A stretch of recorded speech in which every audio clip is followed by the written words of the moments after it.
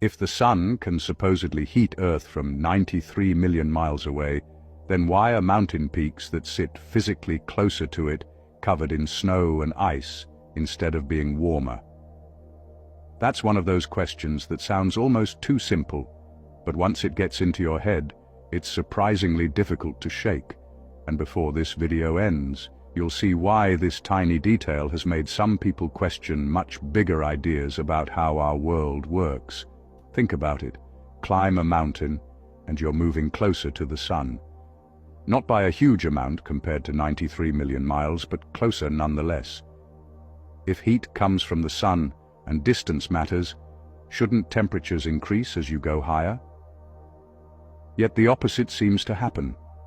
The higher you climb, the colder it gets.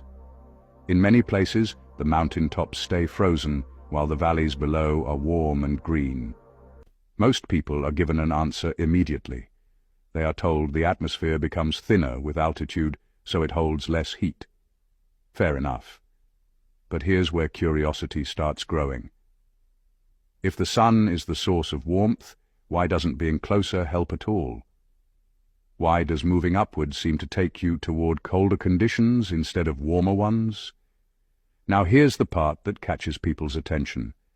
Imagine a campfire in a field. The closer you move to it, the warmer you feel. That's how heat sources normally work in everyday life. Yet with mountains, the pattern appears reversed. Higher means colder. Lower means warmer. And for some people, that feels like a puzzle worth exploring. But don't stop there, because supporters of the flat plane model often point to this observation. They suggest that heat may be more connected to the atmosphere and the surface below than to simple distance from the sun itself. In that view, mountain temperatures become a clue rather than a contradiction. Whether you agree with that perspective or not, the question remains fascinating.